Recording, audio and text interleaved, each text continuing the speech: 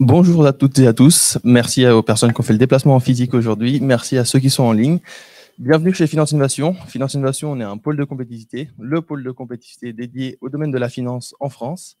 On rassemble plus de 600 membres dans notre écosystème et on a à cœur de développer notre écosystème, aider nos membres à se développer, à développer des business leads et à se faire connaître.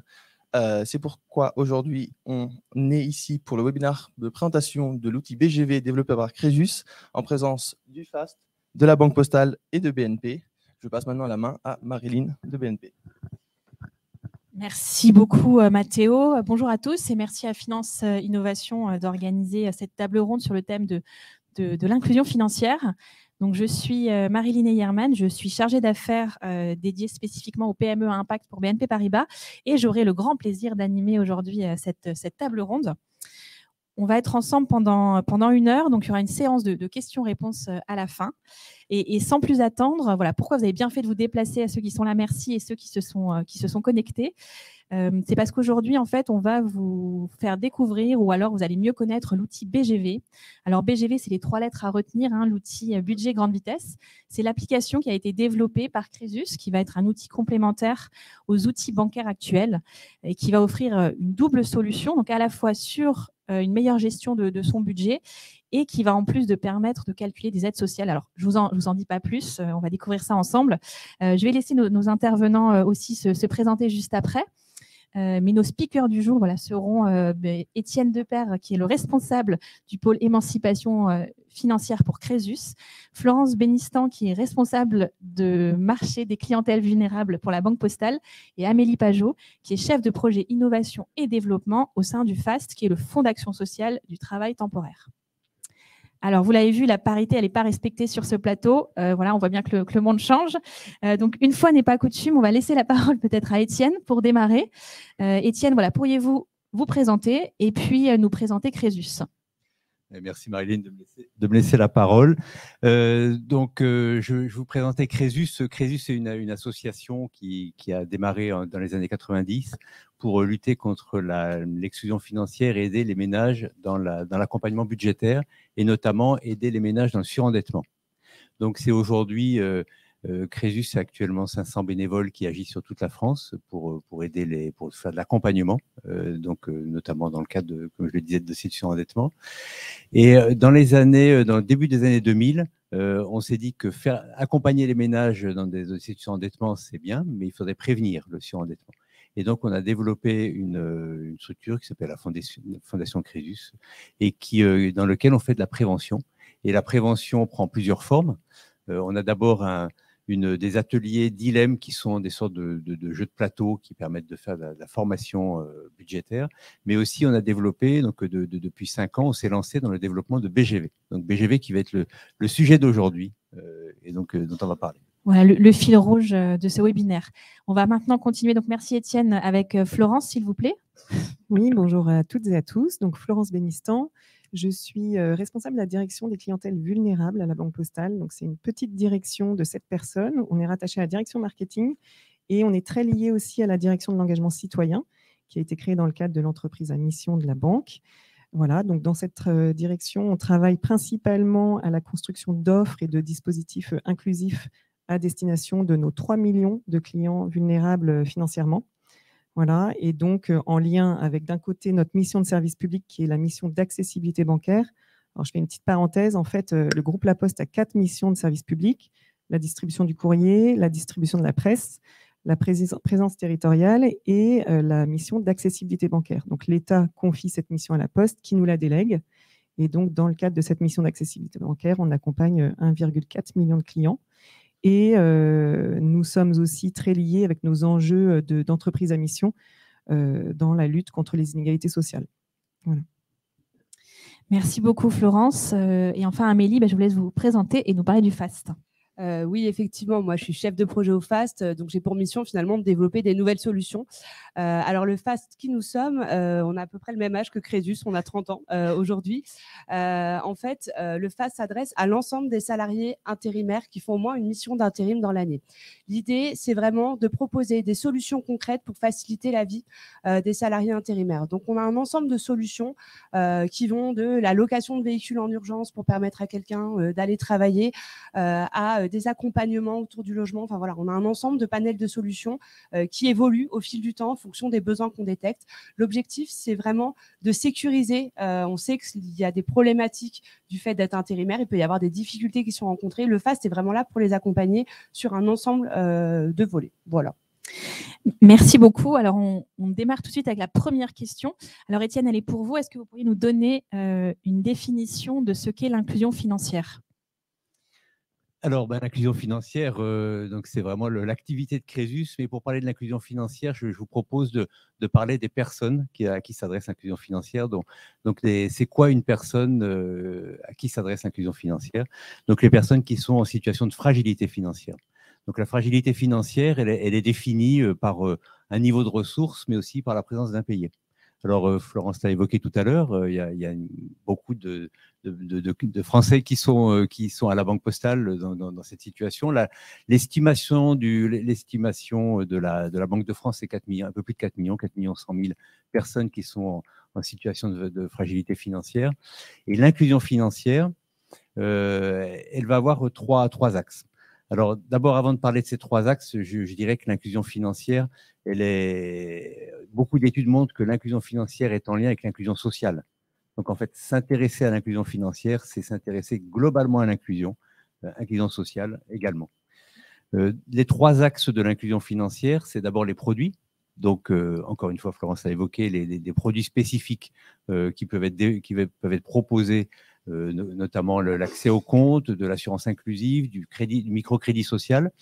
Il y a ensuite des aspects d'accompagnement. Donc, Crésus fait de l'accompagnement de personnes en situation financière difficile. Et il y a de la formation. Et ce troisième axe, il est très mis en avant par la Banque de France dans sa démarche. Et donc, BGV participe à cette formation et à ce suivi de l'inclusion financière. Merci beaucoup, merci Étienne. La deuxième question, j'aimerais qu'on profite aussi de l'expertise du FAST sur le sujet des travailleurs intérimaires. Alors pour un peu de chiffres, en France, c'est 2,6 millions de personnes qui sur une année réalisent au moins une mission de travail temporaire. On a toujours tendance effectivement à associer le travail temporaire à la précarité. C'est des sujets dont on avait discuté lors de la préparation du webinaire. Mais qu'en est-il vraiment? Et est-ce que vous pourriez nous partager finalement votre expertise sur le sujet de la précarité et de l'intérim? Alors, je pourrais vous en parler pendant des heures. Je vais essayer d'être un peu succincte. Moi, c'est vrai que quand je suis arrivée au FAST, il y a des éléments qui m'ont frappée. J'avais des a priori par rapport aux travailleurs temporaires et je voulais vous partager un peu ce que nous, on connaît des salariés intérimaires. Déjà, il faut se dire que les salariés intérimaires, c'est monsieur et madame tout le monde. Il n'y a pas de spécificité. Finalement, tout le monde, à un moment donné dans sa vie, peut avoir une mission d'intérim. Il y a tout type de métier, tout type de profil. En revanche, effectivement, on sait qu'il y a des spécificités, nous, dans l'intérim, parce qu'on a quelques données. Bon, c'est une majorité d'hommes. Il y a à peu près 2/3 d'hommes dans les salariés intérimaires. C'est du fait aussi des métiers et des secteurs d'activité qui font plus appel. On a aussi énormément de jeunes. Donc, en fait, il ne faut pas analyser les salariés intérimaires en tant que tels, mais il faut savoir quand même que plus de la moitié des salariés intérimaires, chaque année, c'est à peu près stable, ont moins de 30 ans. Donc, c'est vraiment une population très jeune, ce qui est intéressant aussi parce que nous, ça nous amène à faire évoluer les choses et à nous adapter. On parle de précarité. Oui, effectivement, l'intérim, il y a beaucoup de contrats courts, on ne va pas se le cacher. Il y a à peu près 1/3 des contrats d'intérim l'année dernière qui étaient des contrats de 1 à 2 semaines. Mais le reste, c'est des contrats d'1 mois ou plus. Donc, il ne faut pas se dire que c'est que des contrats courts.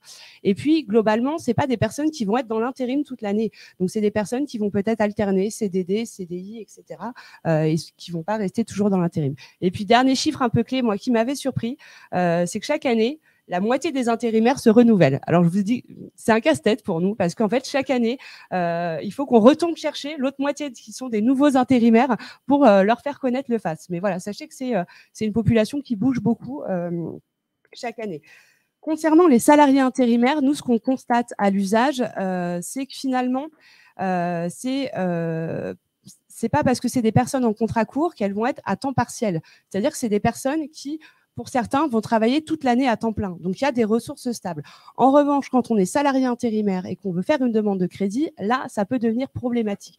Donc, les salariés intérimaires, globalement, ce qui pêche le plus, c'est l'accès au crédit. Et nous, ce qu'on constate en plus, c'est finalement les salariés intérimaires, de manière générale, hein, bien sûr, vont finalement avoir moins de difficultés que d'autres face à un imprévu. Parce que c'est des personnes qui ont l'habitude d'avoir des contrats qui s'arrêtent, qui reprennent et d'avoir des variations de revenus dans l'année. Donc finalement, c'est des gens qui vont mieux gérer leur budget peut-être que d'autres personnes en CDI qui d'un coup vont avoir une interruption de revenus. Nous, on a des gens qui vont plus s'adapter en fait là-dessus. Bon, bien sûr, pour ceux qui rencontrent le plus de difficultés, contrairement à d'autres profils, il y a le FAS qui peut accompagner via notre service social les personnes qui sont le plus en difficulté. En tout cas, on essaye, mais on pourra en reparler tout à l'heure. Très intéressant cette vision effectivement, et on a tendance à associer précarité et intérim, mais en fait on se rend compte que l'image n'est pas celle-là, et qu'au final il y a une bonne partie effectivement de ces collaborateurs qui savent aussi gérer ces variations et ces à-coups dans le budget. Le sujet suivant, c'est le sujet aussi maintenant de, on en a parlé d'éducation financière. Alors, on a dans le monde, c'est des chiffres qui sont énormes, 1,7 milliard d'adultes en fait qui n'ont pas accès aux services financiers de base. Donc, qu'est-ce que ça veut dire? Ça veut dire que ces personnes n'ont pas la capacité ni d'échanger, ni d'épargner, ni de créer une entreprise.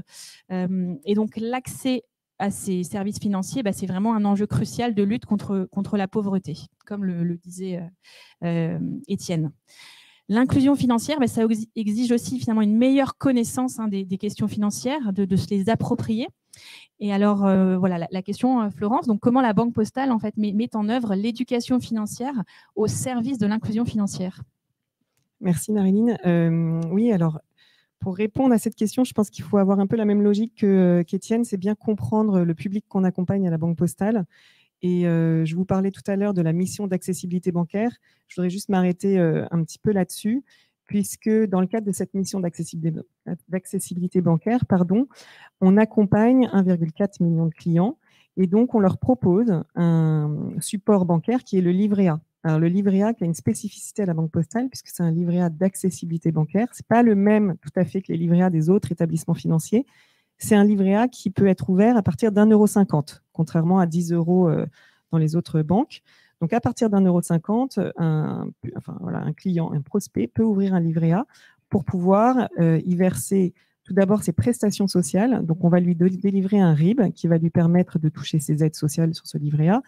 Et il va pouvoir également être prélevé de ses grandes factures, donc d'électricité, de gaz, ses factures de loyer également, et payer ses impôts. Voilà, donc c'est un quasi-compte courant, on va dire, sauf que c'est un livret A et qu'il n'a qu'une seule carte de retrait qui est adossée à ce livret A. Donc, il n'y a pas de carte de paiement. C'est une carte de retrait qui permet de retirer des espèces dans les distributeurs de la Banque Postale exclusivement. Voilà, donc ça, c'est notre obligation d'ouverture de compte, entre guillemets, grâce à cette mission d'accessibilité bancaire. Et donc, le public qui se bancarise à travers ce livret A est assez spécifique, puisque ce sont des personnes souvent qui ont du mal à comprendre le français, donc en situation aussi d'illettrisme ou d'électronisme, des personnes qui ont peur un petit peu de se bancariser de façon un peu plus classique, parce qu'elles ne maîtrisent pas les usages digitaux bancaires en ligne, qui sont quand même maintenant très mis en avant. Donc voilà, c'est des personnes qui utilisent beaucoup le cash pour payer tous les jours les besoins de première nécessité, et donc qui viennent retirer du cash pratiquement quotidiennement dans les bureaux de poste. Ils peuvent venir principalement en début de mois, au moment du versement des aides sociales. Ils vont venir, donc là on a un grand flux de clients qui viennent en bureau de poste à ce moment-là pour retirer leurs aides, et puis ils peuvent revenir l'après-midi de ce même jour pour aller payer leurs factures. Donc vraiment, on est dans une logique d'accompagnement et de prise en charge très adaptée de cette clientèle-là. On a également, dans le type de profil, beaucoup de demandeurs d'asile. Et donc, dans ce cadre, on a une convention avec l'OFII, donc l'Office français de l'intégration et de l'immigration, pour avoir une prise en charge adaptée de ces personnes-là, en lien avec des médiateurs sociaux qui sont dans les bureaux de poste. Donc, on a à peu près 360 bureaux référents migrants sur tout le territoire qui permettent d'accueillir ces populations demandeurs d'asile, ces réfugiés qui se trouvent souvent à proximité des centres d'hébergement pour pouvoir justement faire le lien une fois que la personne est passée en préfecture pour ses premières démarches et obtenir les premières pièces d'identité, les attestations de demande d'asile, etc. Voilà. Après, dans le parcours, il est orienté vers un bureau de poste pour l'ouverture de ce livret A. Voilà, ça c'est une première catégorie de population, donc ils sont 1,4 million à la Banque Postale. On a également, et on en parlait tout à l'heure avec Marilyn, pas mal de sans domicile fixe aussi, voilà, qui ont besoin vraiment d'espèces. Ça, c'est aussi une grande problématique. Je ne vais pas m'arrêter trop là-dessus, mais voilà, on a aussi ce cas de clients. Et la deuxième catégorie de population, ce sont nos clients en situation de fragilité financière. Donc là, on rejoint plus le public accompagné par Crésus. Donc là, ils sont 1,6 million à la Banque Postale. Et nous, on les identifie sur des critères qui sont assez réglementaires, qui sont fixés par la Banque de France. Ce sont des clients souvent qui sont en situation de surendettement, des clients qui ont ouvert un compte dans le cadre du droit au compte ou qui rencontrent un certain nombre d'incidents sur leur compte tous les mois, ou alors encore qui ont des revenus inférieurs au seuil de pauvreté. Et donc, ces personnes-là qui sont identifiées fragiles financièrement à la Banque Postale, automatiquement, leurs frais d'incidence sont plafonnés à 25 € par mois pour éviter en fait une dégradation de la situation financière. Et après, on travaille sur des offres spécifiques qu'on peut leur proposer, notamment l'offre clientèle fragile qui est proposée par la Banque de France, qui s'appelle la formule de compte simplicité à la Banque Postale et qui, pour 1 € par mois, permet d'avoir un compte bancaire de base, sans autorisation de découvert, sans chéquier et avec une carte de paiement à autorisation systématique. Donc, le but, c'est d'être le plus protecteur possible pour ces clientèles-là. Voilà, donc ça, c'est nos deux catégories de population, 1,4 million, 1,6 million. Et dans les dispositifs d'éducation financière, pour répondre à la question, on propose une plateforme d'accompagnement bancaire et budgétaire qui s'appelle l'Appui, qui a 10 ans maintenant, qui est donc un plateau téléphonique qui est situé à Paris et qui a donc 25 collaborateurs qui prennent des appels entrants de clients qui ont des difficultés financières. Ces personnes-là, on va les accompagner à travers des entretiens téléphoniques qui peuvent durer une demi-heure, 3/4 d'heure. C'est vraiment presque un travail de référent social qu'on fait, c'est-à-dire qu'on va d'abord faire un diagnostic budgétaire sur l'étude, l'analyse des relevés de compte des clients, en regardant voilà, les entrées et les dépenses, en essayant de détecter le reste à vivre. Et à partir de là, il y a un travail d'optimisation budgétaire qui va se faire, de détection des aides sociales également, et après de réorientation, s'il y a besoin d'un accompagnement plus poussé, vers des partenaires associatifs, notamment Crésus, sur tout ce qui est accompagnement au mal-endettement, surendettement. Voilà. Mais on peut également les réorienter vers des CCAS, vers tout l'écosystème associatif. Et puis, on a également des ateliers d'inclusion numérique. Vous m'arrêtez si je suis trop longue? Très bien, non, allez-y. On a également mis en place des ateliers numériques pour cette population-là, voilà, puisqu'il y a une grande fracture numérique pour nos clients en accessibilité bancaire notamment. Et donc, on propose dans 90 bureaux de poste en France des ateliers numériques gratuits en partenariat avec des médiateurs sociaux, donc les antennes PIMS Médiation et FAS, Fondation Agir contre l'exclusion. Voilà, on propose des coups de pouce en bureau de poste pour apprendre aux clients à charger l'application de la Banque Postale, télécharger son RIB, changer son mot de passe, parce que c'est des vrais freins à l'utilisation des usages digitaux en ligne. Et donc, voilà, on propose ces ateliers-là dans les structures voisines des bureaux de poste, donc PIMS et FAS. Merci Florence. Effectivement, vous avez parlé du sujet de l'électronisme. Ça, c'est une question pour après d'ailleurs, donc ça fait une bonne introduction. Merci beaucoup. Donc sur le sujet de l'éducation financière, Crésus justement a décidé d'apporter une solution complémentaire aux solutions bancaires actuelles. Et donc, quand on n'a pas ni les compétences, j'allais dire, ou ni la patience aussi pour gérer son budget, qui soit à la fois personnel ou familial, Crésus a créé BGV. Donc budget à grande vitesse, avec une idée simple qui est de permettre à l'utilisateur d'avoir finalement une solution donc complémentaire aux outils bancaires actuels, mais qui est à la fois aussi tout en un, qui permet donc de gérer et mieux comprendre son budget et puis d'avoir accès aux aides sociales. Alors, je ne vous en dis pas plus et puis je vous propose de regarder ensemble une courte vidéo explicative.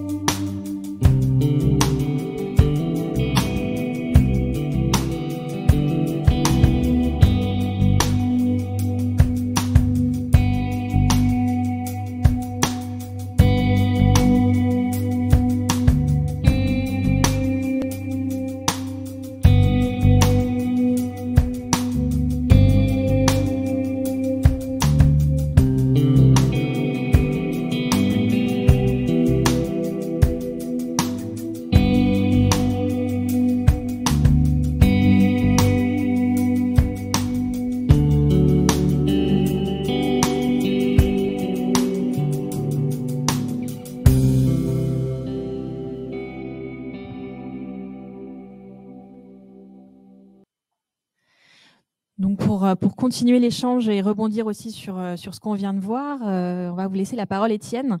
Est-ce que vous pouvez nous présenter finalement la solution BGV et ses atouts? Voilà, merci. On arrive au cœur de ce webinaire, qui est introduit par cette petite vidéo qui est disponible sur YouTube. Vous pouvez retourner la voir.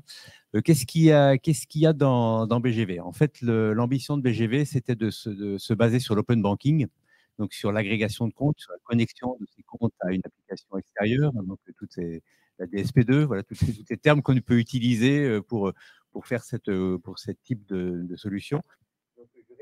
Les données de mon compte courant sur BGV. Et BGV va m'aider à deux choses.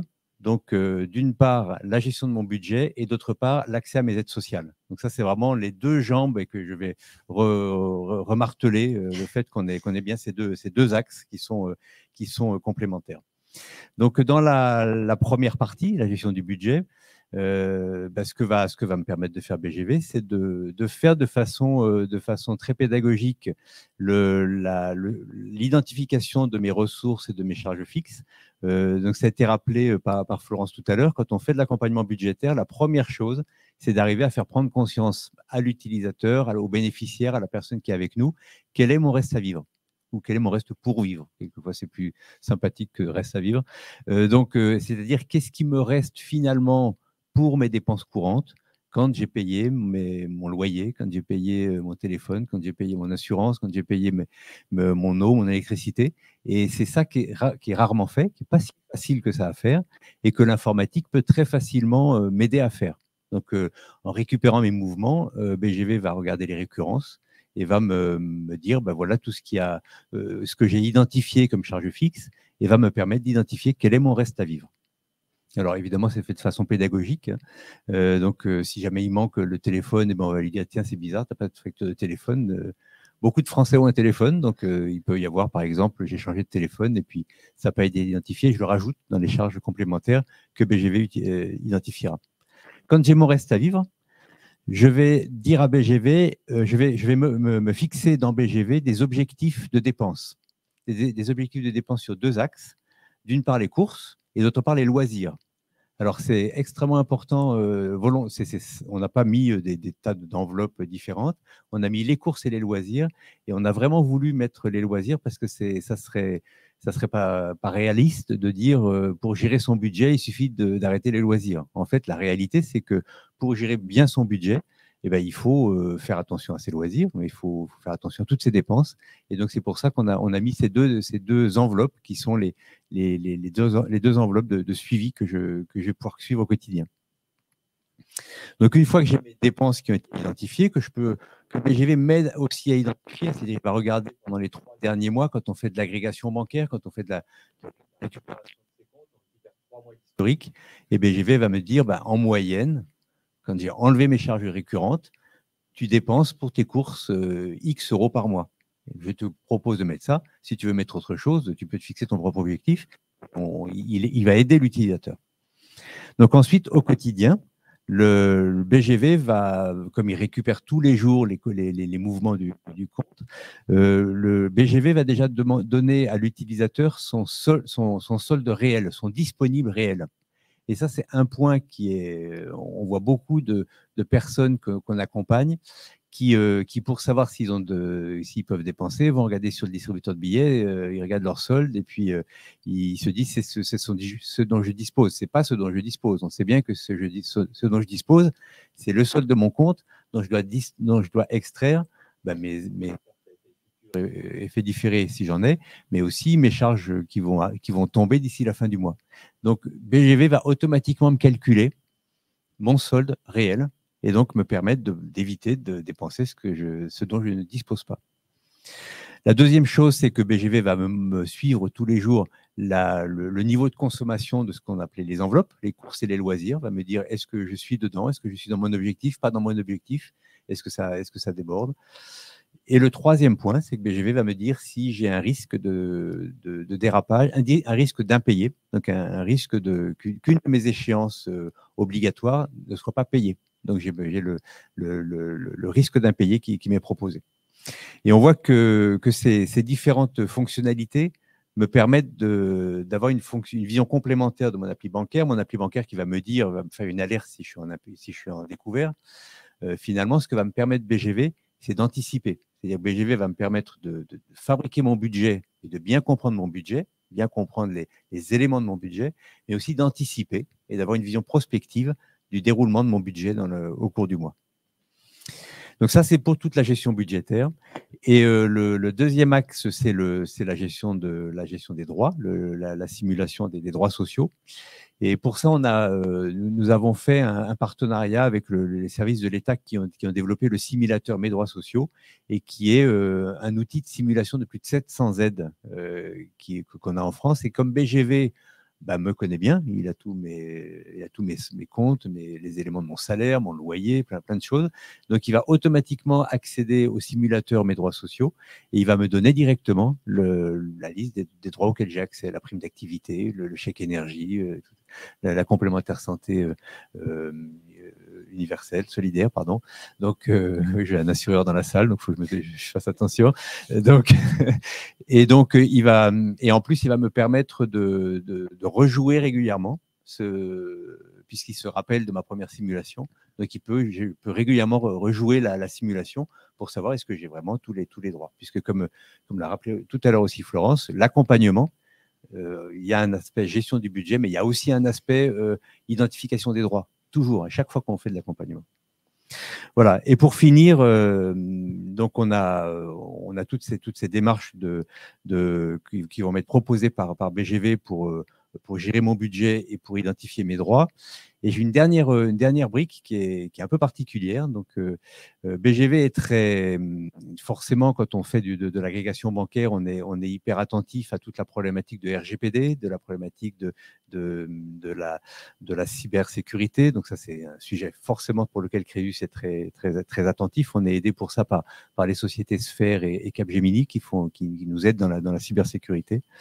Donc, en fait, on a la possibilité ponctuellement pour des partenaires identifiés, on donne la possibilité à l'utilisateur d'envoyer ses données budgétaires. C'est toujours lui qui fait la démarche d'envoyer ses données budgétaires pour être accompagné, pour être aidé. Et c'est ce que l'on fait avec le FAST. Donc, quand on est intérimaire et qu'on a un problème financier, on peut volontairement, je suis utilisateur de BGV, je vais pouvoir envoyer au FAST mes informations budgétaires pour que le FAST puisse m'accompagner dans la résolution de ma difficulté financière. Voilà, donc j'ai fait vous découvrirez encore beaucoup d'autres choses. Il y aura plein de questions encore probablement sur le BGV. Donc tout le monde a bien compris, l'outil sur deux jambes, il y a un terreau à la fin, à la fois l'open banking avec une solution complémentaire aux applications bancaires actuelles et à la fois aussi l'outil qui permet de simuler effectivement ces droits sociaux et ça c'est assez aussi, j'allais dire, révolutionnaire d'avoir tout ça en un. Et puis cette idée aussi de solde prospectif qui est différent effectivement du solde qu'on voit quand on va consulter son compte sur un distributeur. Merci du coup pour le sujet et j'allais dire le rebond avec le FAST, parce qu'effectivement, la question suivante, ça va être la question, on va rebondir sur les sujets d'électronisme.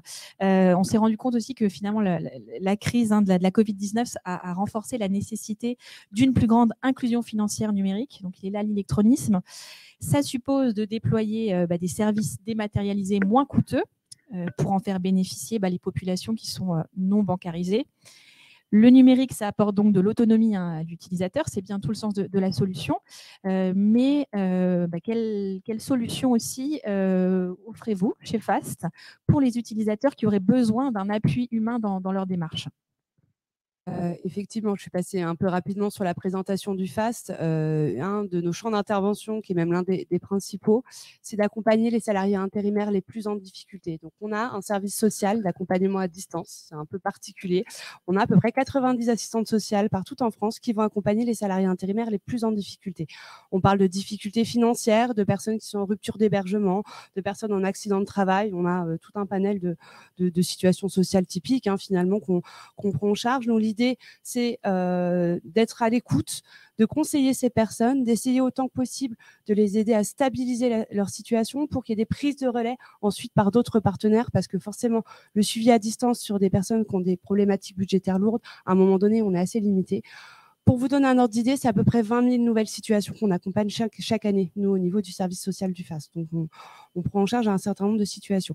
Donc, période Covid, nous, on était déjà à distance. Donc, finalement, ça n'a pas été trop compliqué pour nous. On s'est plutôt bien adapté, mis à part le fait qu'on a eu beaucoup plus de sollicitations à cette période-là que précédemment. Nous, l'avantage qu'on a au niveau du FAST, c'est, je vous le disais tout à l'heure, globalement, on a un public jeune. Donc, c'est intéressant parce que sur l'usage des applications, globalement, c'est des personnes qui sont assez à l'aise. En revanche, il faut que les salariés intérimaires sachent que des outils comme BGV existent. Donc, notre premier rôle, parce que nous, on est assez convaincus de l'utilité de cet outil-là, vraiment, pour être dans une logique de prévenir les difficultés financières, eh bien, on fait la promotion, là, depuis plusieurs mois, de manière globale. On s'appuie aussi sur les enseignes de travail temporaire qui relaient cette offre, parce que nous, sur beaucoup d'actions, de plus en plus, on essaye d'être dans cette logique de prévention. Et donc, le partenariat avec BGV, qu'on a initié là depuis le début de l'année, l'idée, c'est vraiment d'être en détection d'éventuels impayés pour que tout de suite, on puisse intervenir, prendre le relais. Là, la personne se dit « Ouh là là, ça va être compliqué, je demande à être appelée par une assistante sociale du FAST. » Et là, une assistante sociale va appeler la personne pour vraiment faire un point sur l'ensemble de son budget, de sa situation financière. Peut-être que c'est juste un pépin et tout va bien se passer. Peut-être qu'il y a besoin d'un accompagnement plus dans la durée. Et donc, l'idée, c'est vraiment ça. C'est cet outil numérique donne de l'autonomie finalement à la personne. C'est elle qui gère, c'est elle qui décide.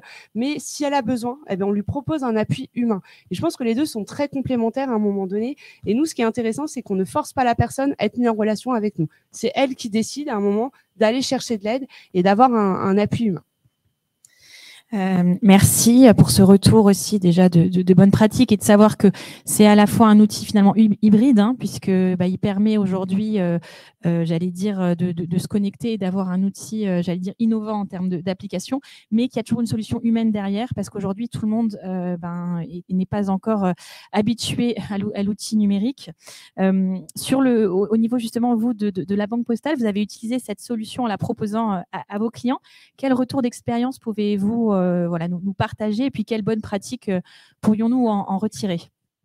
Oui, alors c'est vrai que Crésus est un partenaire historique de la Banque Postale. Donc, quand Étienne et Jean-Louis nous ont présenté le développement de cette application, on s'est dit oui, on est convaincu que ça peut marcher. En effet, pour les deux jambes dont tu parlais, la prévention des difficultés financières et puis la détection des aides. Et vraiment, sur la détection des aides, on pense que dans ce contexte en plus très inflationniste et également sur le chiffre de non-recours au droit, aujourd'hui en France, on est à 40% de non-recours au droit. On se dit qu'il y a vraiment quelque chose à faire et à pousser pour nos clients pour vraiment leur donner le plus de facilité possible à gérer leur budget. Donc, on s'est dit, on y va. Et donc, depuis maintenant un peu plus d'1 an, on pousse en effet cette solution à nos clients alors en situation de fragilité financière. Donc, on les informe de l'existence de cette application à travers une bannière qu'on fait tourner sur la banque en ligne de nos clients tous les 15 jours pour essayer de leur faire connaître la solution. On a également une newsletter qui nous permet tous les mois de s'adresser à nos clients en situation de fragilité financière, dans laquelle on pousse les nouvelles articulations de l'application. Voilà, pour leur faire connaître les évolutions également. Et on essaye en tout cas de leur faire connaître la solution. Mais je rejoins un petit peu Amélie. Je pense que la première chose à faire, et peut-être on n'a pas commencé par ça, nous, à la Banque Postale, c'est de bien faire monter en compétence nos propres conseillers bancaires sur le sujet, parce que ça sera eux les meilleurs ambassadeurs en fait après pour expliquer aux clients ce qu'est l'application. Et peut-être qu'en fait c'est par là qu'il faut commencer. Et je pense qu'on va plutôt s'orienter là-dessus sur la fin d'année et 2024. C'est mettre en avant, donner des outils un peu de sensibilisation, faire de la pédagogie autour de cette application pour que nos conseillers puissent en parler et rassurer aussi le client, parce que l'agrégation de comptes, ça peut faire un petit peu peur. Ça peut aussi paraître un peu compliqué, etc. Dans l'usage, télécharger une nouvelle application en lien avec sa banque. Enfin, voilà. Donc ça, c'est un vrai travail de réassurance que nos conseillers doivent avoir, nos conseillers dans le réseau et puis aussi nos conseillers de l'appui, pour qu'après, ils incitent les clients à télécharger l'application. Mais on continue à valoriser l'application. Je crois que plus de 60% des utilisateurs actifs sont des clients de la Banque Postale. Je pense que je retiens aussi la bonne pratique du FAST de faire aussi un retour.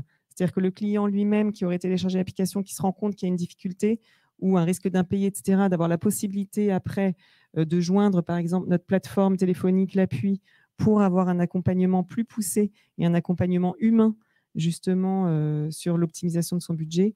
Je pense que ça serait intéressant de mettre ça en place aussi. Donc, voilà, on est en plein dans le sujet et on a encore plein de belles choses à mettre en place, je pense. Merci à tous. Donc, ça va nous permettre de clôturer les échanges. Donc, merci à tous nos intervenants. Donc, Étienne de Crésus, Florence pour la Banque Postale, Amélie du FAST, ainsi que l'audience présente, j'allais dire online et sur site. Nous avons donc bien compris que quand on parle d'inclusion financière, il faut apporter de la pédagogie par l'éducation financière, donc soit directement au public cible, soit aussi via effectivement le réseau de conseillers dans les agences bancaires pour qu'elles puissent aussi elles-mêmes promouvoir la solution. Pour clôturer l'échange et avant la séance de questions-réponses, Étienne, je voulais vous laisser le mot de la fin. Merci. Bon, alors donc, vous avez compris que à travers BGV, notre but, c'était d'utiliser le meilleur du numérique pour la gestion du budget et l'accès au droit. Donc, puisque l'agrégation bancaire, c'est quand même quelque chose d'assez complexe. C'est tout un process. Et finalement, notre idée, c'est que même les gens qui sont en fragilité ont droit à ces solutions. Et donc, c'était vraiment l'ambition qu'on a eue à travers BGV. Et quand Finance Innovation, je pense que c'est en 2016 qu'on a été labellisé, qui ont labellisé BGV en disant non, franchement, BGV il y a vraiment quelque chose, il y a vraiment une vraie valeur derrière. Donc en 2016, Finance Innovation a labellisé BGV comme un outil qui a vraiment de la valeur. Et donc récemment, donc Finance Innovation nous a dit maintenant que BGV existe, étant opérationnel, venez faire une présentation, venez promouvoir votre produit, venez montrer ce qu'il y a dedans. On s'est dit, on aurait pu faire une présentation tout seul. Voilà, on s'est dit, le mieux, ça serait de faire participer des partenaires, pardon, pas des bénéficiaires, des partenaires qui l'utilisent, qui finalement en ont parlé beaucoup mieux que moi, je pense, de qu'est-ce qu'il y a dedans, comment est-ce qu'on peut l'utiliser. Donc c'est pour ça que l'idée c'était de faire intervenir donc le FAST, la Banque Postale, et puis qu'il y ait vraiment une démarche large. Moi, ce que je voudrais dire, c'est que pour revenir sur ce qui a été dit aussi, le BGV, ça s'adresse aux clients fragiles, effectivement, mais ça s'adresse aussi à chacun de nous. Moi, je l'utilise et c'est hyper simple, hyper efficace pour faire son propre budget. C'est quand même très efficace. On voit, quand on fait son budget, on voit un petit peu les petites assurances qui traînent et les petits trucs qui... Voilà, donc c'est très facile d'utilisation, donc je vous encourage à l'utiliser. C'est une application qui est gratuite, qui a été développée grâce au mécénat, donc qui est notre rêve. Finalement, je terminerai par ça. Notre rêve, c'est que tous les acteurs de la finance, les assureurs, les banquiers, les mutuelles, les acteurs de la protection sociale, les associations, que tout le monde propose BGV pour le bien de leurs clients. Voilà. Merci Étienne. Et donc maintenant, place à vos questions-réponses. Merci à tous. On a plusieurs questions en ligne. Je vais en regrouper 3 d'un coup. Ça touche à peu près à la même thématique. Tout d'abord, comment le grand public a accès à l'outil BGV? Ensuite, pouvez-vous communiquer sur le nombre d'utilisateurs? Et ensuite, avez-vous des retours de ces 10 utilisateurs? Alors, d'abord, la façon d'accéder à l'application. Alors, donc, en fait, la BGV n'est pas une application. Voilà, c'est le scoop de la journée. BGV est un site internet. C'est un site internet, ce qu'on appelle responsive design, donc qui s'adapte à l'outil sur lequel on l'utilise et qui s'adapte notamment au smartphone. Donc, quand on l'utilise sur un smartphone, c'est exactement comme une application, on ne voit pas la différence, mais on y accède par le lien bgvapp.com. Vous y accédez avec votre smartphone sur un Apple ou sur un Android. On voit qu'il télécharge. Vous faites bgvapp.com dans le navigateur et vous accédez à BGV. Petit détail quand même, vous trouverez quand même BGV dans la store de Google, oui, d'Android, parce que la store d'Android permet de télécharger un raccourci. Donc en fait, vous allez télécharger BGV, mais en fait, vous téléchargez un raccourci vers BGV. Voilà, donc c'est petit détail technique. Donc dans Apple ne permet pas de faire ça, donc il faut taper le bgva.com et après on peut se créer le raccourci et donc on le garde BGV comme ça en permanence sur son application, enfin sur son iPhone.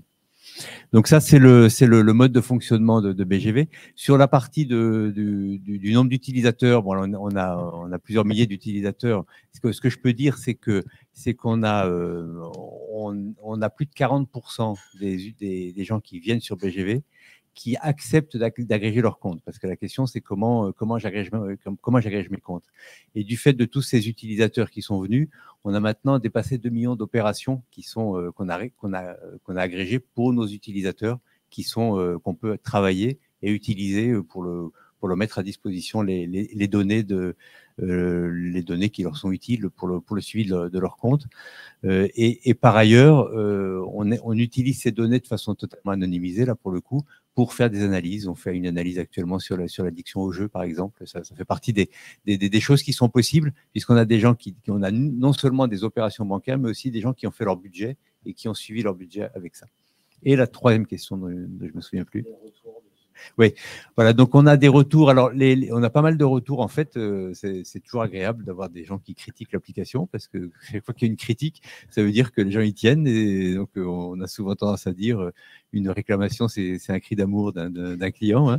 Donc, c'est souvent, on a essayé de faire des demandes de retours, je dirais pas formels. Et en fait, là où on a les meilleurs retours, c'est on a en bas, vous verrez dans BGV. Dites les problèmes que vous avez ou les propositions d'évolution. Donc, on a assez souvent, on a 2-3 fois par semaine des propositions d'évolution qui nous ont d'ailleurs amené à faire des évolutions.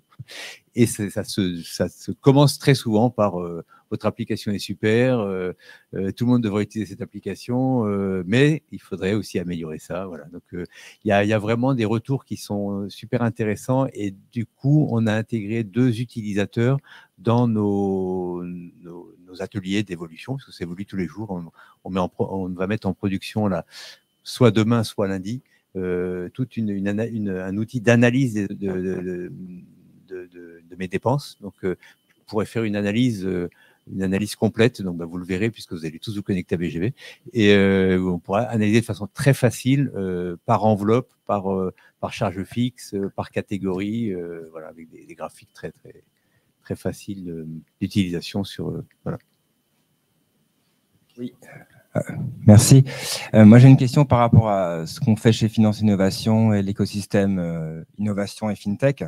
Donc, il y a pas mal d'agrégateurs de comptes comme Banking et Bridge. Il y a des FinTech qui font du microcrédit comme FinFrog. Est-ce que vous travaillez avec ces gens-là? Quelle est votre vision de ce marché?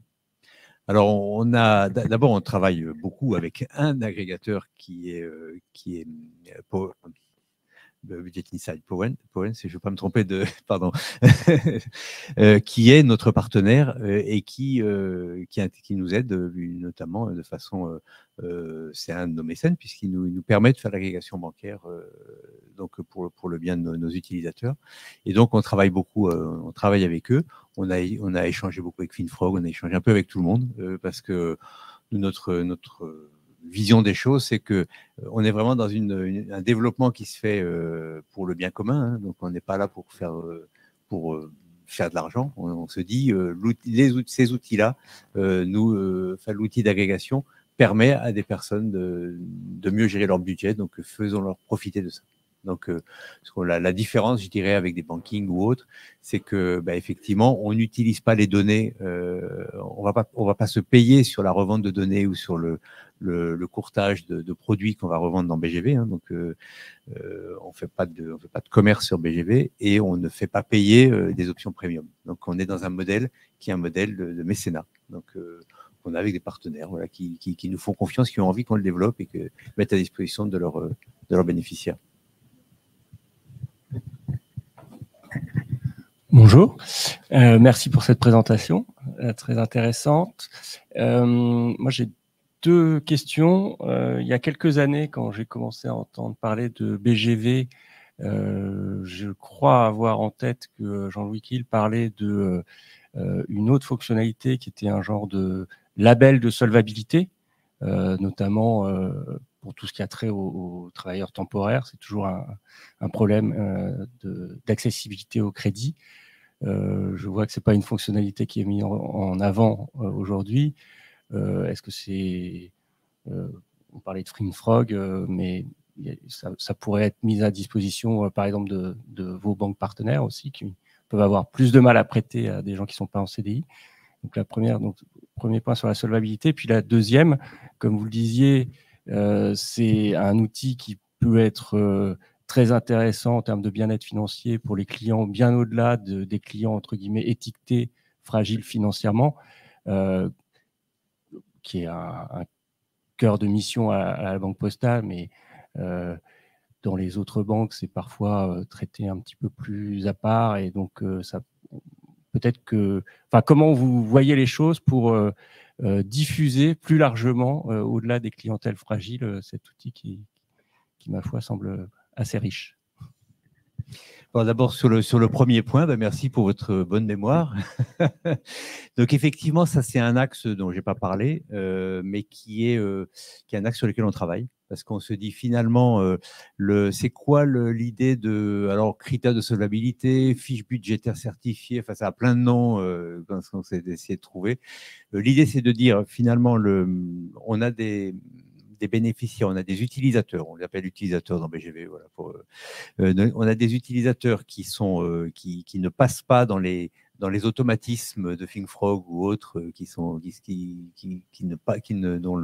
dont la situation budgétaire ne permet pas de traiter automatiquement l'octroi d'un crédit, par exemple. Et l'idée, c'est que BGV, puisque lui-même aura augmenté la qualité des données en classifiant des informations qui ne sont pas classifiées, en faisant de son budget, en ayant une démarche plus complémentaire, en ajoutant, nous, notre connaissance du risque de la situation de fragilité financière, on peut fabriquer une fiche budgétaire qui pourrait être envoyée à un partenaire banquier qui veut mieux connaître et qui veut avoir une approche, je dirais, personnalisée de son client. Et ça, c'est quelque chose sur lequel on travaille. Donc, finalement, le FAST est une prémisse de ça, puisqu'on en attend beaucoup. Voilà. On envoie la fiche budgétaire, donc on envoie l'utilisateur va envoyer son budget, il va envoyer ce qu'il est, et c'est pas un budget qu'il a fait au hasard comme ça. Voilà, c'est le budget issu de ses transactions bancaires, donc il n'a pas inventé ces données, c'est vraiment ces données. Donc c'est effectivement quelque chose qui était à l'origine et qui est toujours dans la tête. Voilà. Et sur la diffusion, je pourrais donc la Banque Postale diffuse effectivement BGV. Je peux aussi dire que le BNP, puisque BNP diffuse BGV, mais vraiment à ses clientèles fragiles spécifiquement. Et l'idée, c'est on échange beaucoup avec nos partenaires pour dire diffusez-le plus largement, parce que finalement, c'est utile pour tout le monde. C'est pas concurrent de l'application bancaire, puisqu'on ne peut pas faire de mouvement, par exemple. On s'est interdit de faire des virements, même si l'open banking permet de le faire. On n'autorisera jamais à le faire dans BGV, puisque c'est pas l'objectif. Donc, l'idée, c'est vraiment d'avoir la gestion budgétaire vraiment complémentaire à l'application bancaire. Et donc, on travaille à diffuser plus largement. Il y avait une question là aussi. Et du coup, justement, dans cette volonté de diffuser cette solution innovante, est-ce que vous avez pensé quand même à essayer de développer une application sur l'Apple Store ou sur Play Store, même s'il y a déjà une solution pour Play Store, puisque c'est vrai qu'aujourd'hui, on est tous sur nos téléphones, on n'a pas tous tendance à taper le nom BGV. Parce que, par exemple, vous avez d'autres concurrents comme Linkso. Moi, c'est une application que je connais, que j'utilise. Est-ce que vous avez prévu à terme, pourquoi pas, je ne sais pas, même pour diminuer les coûts avec l'IA, de développer une application, du coup, de permettre à plus de personnes de connaître votre solution? Bon, alors, sur le développement d'applications, donc pour l'instant, on a fait le choix de ne pas le faire. parce que c'est un coût, pour ceux qui sont dans l'informatique, c'est un coût assez important de développer des apps, parce qu'il faut la développer en double, hein, donc pour Android, pour Apple, plus si on veut pouvoir avoir un accès sur son ordinateur, une application web. Donc, on a fait le choix de passer nos investissements plutôt sur l'amélioration des fonctionnalités. Mais par contre, je vous encourage à le tester. L'application, elle est... les gens ne savent pas, enfin, ceux qui l'utilisent sur Google, sur Android, qui l'ont téléchargé par le Google Store, là, se rendent pas compte que c'est pas une application. Hein. Ils sont convaincus que c'est une application. Donc, du coup, la demande que l'on a, c'est pourquoi vous l'avez mis sur Android et que vous l'avez pas mis sur Apple. Mais sur Apple, on peut très facilement se fabriquer un raccourci. Hein, donc, ça, il suffit de le charger une fois et c'est voilà. Donc, c'est notre stratégie, sachant qu'en plus, on a, pour pousser l'application, il suffit de pousser un lien, il suffit de l'avoir sur un QR code. Là, je vous ai mis sur les chaises une petite feuille avec le QR code. Donc, c'est le fait d'avoir un lien, c'est immédiat. On a immédiatement l'application, quoi. Et c'est pour ça qu'on parle d'application. Je dis que c'est pas une application, quoi. Mais c'est vraiment on fait ce choix délibéré. Alors, c'est pas évident, hein, puisqu'on nous repose régulièrement la question. Merci. Merci beaucoup pour toutes les présentations. J'ai une question qui est peut-être pour Étienne et Amélie, du coup, sur l'utilisation de BGV pour certifier, entre guillemets, les utilisateurs pour bénéficier du soutien du FAST. Comment est-ce que ça fonctionne exactement, peut-être en termes de critères d'éligibilité pour les fonds du FAST, et comment est-ce que BGV permet ça en termes de certification ensuite dans un second temps? Bon, donc les critères d'éligibilité, on a avec les liens, ça c'est un élément complémentaire que je n'ai pas expliqué, mais qui est quand même très important, c'est que le fait de pousser, par exemple, sur le site de la Banque Postale BGV, ça permet de pousser des liens traqués. C'est-à-dire que si on télécharge le BGV sur une web app, enfin sur la store, ça sera le même BGV pour tout le monde, quoi. Si je le télécharge à partir du lien de la Banque Postale ou le lien du FAST, je vais avoir un lien traqué. Donc j'accède à BGV comme tout le monde, sauf que mon compte BGV se rappellera que je viens du FAST. Donc ça, c'est le premier point qui permet d'avoir une éligibilité aux solutions du FAST. Le deuxième point, c'est qu'on regarde les paiements. Donc on sait que les personnes sont payées par ADECO, je ne sais pas qui doit être cité, voilà. Et on voit dans les virements qui sont reçus que les personnes sont payées par des agences d'intérim. Donc on voit on identifie qu'ils sont intérimaires. Et quand on a cette identification, si les personnes ont la problématique d'impayé qui arrive, donc on va lui proposer de se mettre en relation avec le FAST, et avec une API sécurisée, on va envoyer la fiche budgétaire au service social du FAST qui met à disposition elle-même un service sécurisé. Donc c'est vraiment d'ordi à ordi sur API sécurisée que l'échange se fait.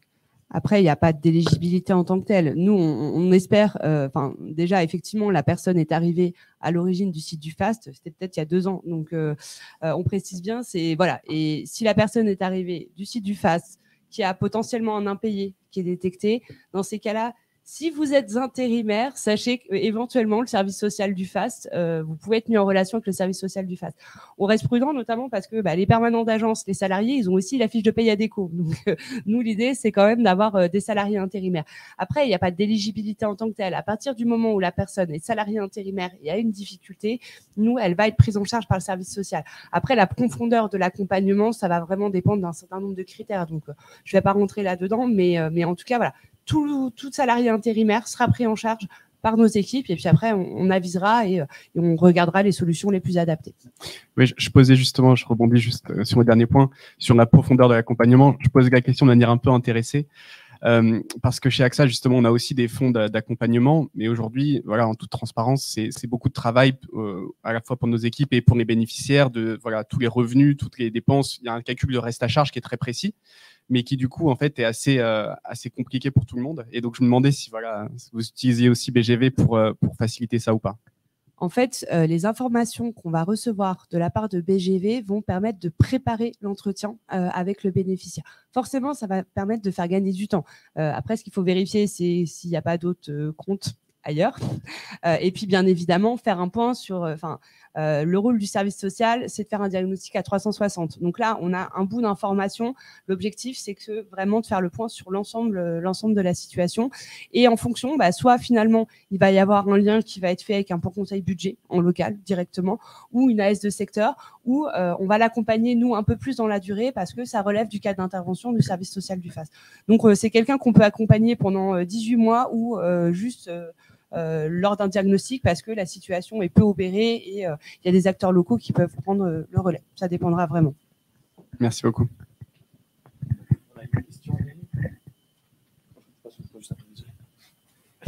Merci. Pardon, on a pas mal de questions en ligne, ça intrigue beaucoup. BGV va-t-il jusqu'à accompagner les utilisateurs dans les démarches pour obtenir les aides sociales? Bon, alors là, on utilise on n'a pas réinventé ça, hein, l'outil mesaides.gouv permet de, quand on est dessus, on peut cliquer sur il renvoie sur le site qui permet de demander l'aide en question. D'accord, merci. On a aussi une personne qui se pose des questions sur le niveau de sécurité des données stockées ou qui transitent par BGV. Bon, alors là, ce que je peux dire sur ce sujet, c'est que d'abord, c'est une préoccupation comme tout le monde de tous les instants. Alors, c'est après une question de conviction. Hein, il y en a qui n'ont pas confiance dans leur banque, qui sont persuadés que leur banque va se faire hacker. Voilà, donc, ce qui est sûr, c'est que nous, on a été amenés dès le départ à faire avant de mettre sur le marché, entre guillemets, à faire des tests d'intrusion. Donc, je l'ai dit tout à l'heure, c'est Capsogeti qui a fait les tests d'intrusion. Et on a eu un audit de la part du service cybersécurité de la Banque Postale, puisque quand à la Banque Postale, on a dit mettez-le à disposition de tous les clients. Donc, Florence, elle était d'accord, mais il y a son service sécurité qui lui a dit mais attends, c'est quoi ce truc-là? Donc, on a été audité. J'avoue, de façon vraiment sérieuse, hein, on s'y était bien préparé. J'ai un historique de banquier, je sais ce que c'est que la problématique de la sécurité et de la cybersécurité pour un organisme financier. Et donc, on a passé positivement cette analyse par le service cybersécurité de la Banque Postale. Ok, top. Félicitations. On a une autre question. Avez-vous évalué l'impact de l'outil, notamment sur le volet bien-être financier? Bon, alors je ne peux pas dire qu'aujourd'hui, on soit encore... il faut qu'on capte plus d'historique. Donc ça, c'est un objectif que l'on a, mais on ne l'a pas encore fait. Ça. Et on voudrait pouvoir le faire. Ça. Donc objectif clairement. Hein, prochain, c'est noté. Y a-t-il une possibilité de créer un compte bac à sable pour faire la démonstration d'une situation factice afin de sensibiliser nos professionnels et nos publics aussi? Oui, c'est possible, il faut me le demander. Parfait. Bon, Khalil, vous savez quoi faire. Une dernière question en ligne. Est-ce que BGV est prêt à être implanté auprès d'autres banques? BGV est pour tout le monde. Hein, donc, tout le monde peut l'utiliser. Donc, nous, notre envie, c'est que les banques le poussent, nous soutiennent et le poussent. Voilà, parce que soutenir BGV, c'est d'une part nous soutenir financièrement aussi, hein, parce qu'il faut le développer. Et nous soutenir, c'est en faire la promotion auprès des clients pour que ça soit utilisé. Voilà. Donc, c'est prêt pour ça. Et chaque banque ou chaque partenaire qui va pousser, en fait, on a je vous ai parlé d'un lien traqué et on voit apparaître du coup le logo du partenaire BGV proposé par avec le logo, ce qui sécurise aussi, ce qui rassure, ça fait partie de la rassurance aussi. Hein, quand c'est poussé par la Banque Postale, on sait que c'est proposé par la Banque Postale. Oui, bonjour. Merci pour l'authenticité de vos propos à tous.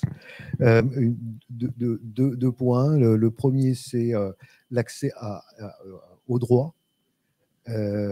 Avez-vous prévu un canal dédié à l'accès à des droits issus de mécénat ou de fonds associatifs qui proposent des aides? Première question. Et la deuxième question, c'est avez-vous envisagé de travailler sur l'impact RSE de cette démarche, parce que je découvre que ce n'est pas une application grâce à vous, c'est vraiment une démarche. Donc cette démarche pourrait-elle être intéressante en termes de RSE? Ok, donc sur le premier point, bah, c'est un sujet sur lequel on travaille, notamment avec la structure qui s'occupe de mes droits sociaux, qui est en fait développée par le chef de projet de cette activité est alsacien, est à Strasbourg. Moi-même, je suis de Strasbourg. Voilà, Crésus, voilà, j'ai pas encore dit qu'on était de Strasbourg. Donc, donc, on travaille là-dessus. La difficulté de ces droits qui sont dans parce qu'on travaille avec des mutuelles, plusieurs mutuelles, avec IRP Auto par exemple, avec la MASFIP qui est le fonds la mutuelle des finances publiques. On a plusieurs structures sociales qui travaillent avec nous. La difficulté, c'est que les fonds d'aide comme le FAST, c'est pas j'ai tel montant de revenus, j'ai droit à ça. C'est je peux avoir droit à quelque chose, mais c'est quand même intuitif personnel. Il y a une analyse. Et c'est en ça que la fiche budgétaire va permettre, le fonds d'action sociale va permettre au fonds d'action sociale de donner droit, enfin de donner accès ou pas. Et le boulot du fonds d'action sociale, c'était redit à plusieurs personnes, c'est souvent, il y a un travail assez long de définir le reste à vivre à partir des revenus, des charges, et tout ça, c'est fait automatiquement par BGV. Donc, de fait, la solution qu'on a mis en place permet de le réaliser. Et le deuxième point, c'est l'impact RSE, donc sur la responsabilité sociale et environnementale. En tout cas, on est plus là sur le social. Donc effectivement, une structure peut nous soutenir dans le cadre de sa RSE, effectivement.